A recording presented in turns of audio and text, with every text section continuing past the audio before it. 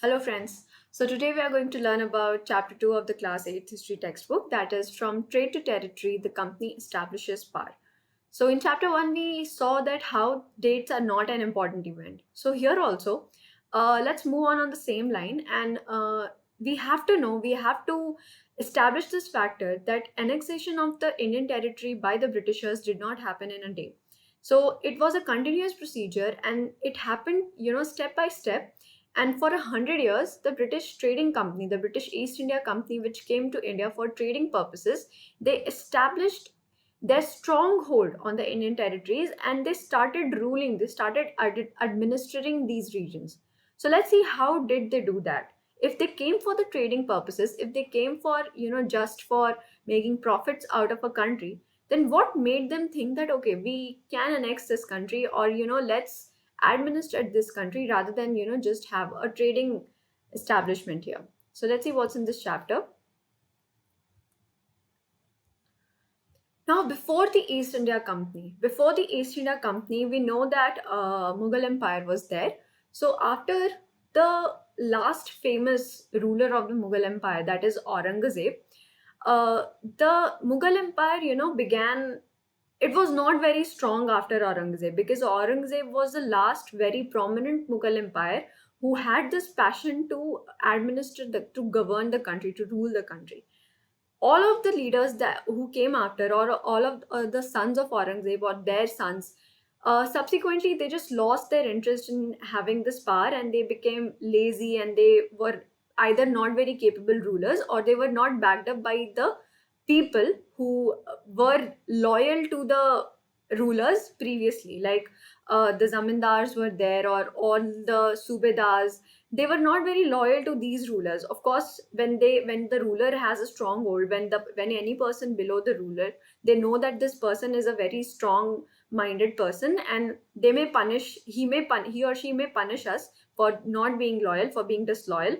Then they will always be in a discipline. But after Aurangzeb, the rulers were very lax and they were like, okay, I don't care what is happening in my country. I don't wish to annex any more other regions, or I don't wish to administer. And they just wanted a puppet who would work for them. So all these people who were below the rulers, they started having their stronghold in their territories. So Aurangzeb, as we all know, was the last of the powerful Mughal rulers, as I just said. Aurangzeb was a very, very able minded and a very passionate ruler. Okay, he was a religious fanatic, one might say. But then, I don't know if many of you know about this fact, but Aurangzeb was also a very honest and self-believing person. Like he did not used to use the royal treasury for his own purposes. He was the only ruler in the whole Mughal period, or might before that also, who used to make these caps they wear, the Muslim, the skeleton caps they wear, or all these caps. He used to make these hats or caps, and then he used to sell those and after the remuneration for those caps, he used to uh, he used to spend on himself. So he was the one of the most that kind of ruler who was not interested in a very lavish life. He led a very simple, very idyllic life, although he had a very passionate mind about annexing all the territories. And some might say that he was a really very hardcore religious fanatic. But then there were some other qualities also, which is not very much known about this ruler. So after his death in 1707, many Mughal governors, that is Subedars, and big zamindars began asserting their authority and establishing regional kingdoms. Delhi could no longer function as an effective center as a result of this. So when you have a ruler who is in a better position to rule the country, all the subedars and zamindars, they are afraid of the ruler. They are afraid to go against him. But after that, when you have a lax ruler who could not just see that what you are doing, who could not see that what other things that you are doing to make his kingdom run, then they would also do whatever their wishes might be.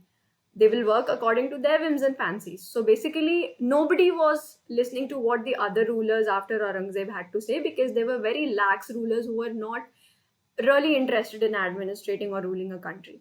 They were just interested. They were either not very able kind of ruler, or they were just interested in the royalty and its pleasure. So Delhi, as a result of that, could no longer be regarded as an effective center of control through which all of the territories of the Mughal Empire could be controlled. So all these Subedas and Zamindars just started to stand up for themselves, and they started to administer their territories by themselves. After Aurangzeb, as a result, there were no powerful Mughal rulers, but Mughal rulers continued to be symbolically important. So I am not going to defy you. I am not going to, agree to you, but you are still my king. So basically, I am working under you. I am working according to my whims and fancies, but I am working in your name. So this has its pros and cons. You understand what are pros and cons? Like think like this, that you are below, you are in ranking, you are below some person, and then you're working in the name of that person. There are two things you could do. You could do bad things, you could do good things. But the positive thing is that the what you gain out of it, what are the profits you make is, when you do positive things well and good, the ruler is also gaining a name, you are also gaining a name. But when you do bad things, nothing is coming on your name. So basically everything is thrown upon at ruler, because everything you're doing is under his name only. And also assigning the Mughal rulers a symbolic kind of gesture that they are the kings, they are the real kings, also had a deep impact and meaning, because India was very, very prone to foreign attacks during that time. Like there were all kinds of forces who could come and destroy and loot all the wealth of India. There were traders also who could who might think that there's not an able ruler in the country, and every subedar and zamindar are doing according to their whims and fancies. So basically we can also exploit, but they had to work under one name in order to pretend, in order to make a farce that okay, there is a one ruler and we all obey to him. So they were also maintaining this facade. It was a kind of facade, a veil.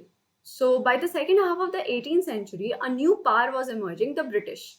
The British were there in the period of Aurangzeb as well. We should remember this, that Aurangzeb granted some of the farmans to the British as well. He abolished their duty, like the trade that the Britishers were doing that time. They made Aurangzeb agreed that their trade could be duty free. So Aurangzeb issued a farman that made their trade duty free, because of which they gained a huge profit. But after Aurangzeb, things started to fall down. Here we can see the picture of Bahadur Shah Zafar. He was taken as a prisoner when the first War of Independence, that is in 1857, the first War of Independence broke out. And here we can use the meaning symbolically important, because the first War of Independence was fought in the name of Bahadur Shah Zafar as the ruler of India. So basically, because it was fought in his name, he did not do anything. He had nothing to do with the first War of Independence, just that his name was used as a king to unite all the people of India to fight in his name. So his name was used and he was taken a prisoner, and his sons were shot during that time.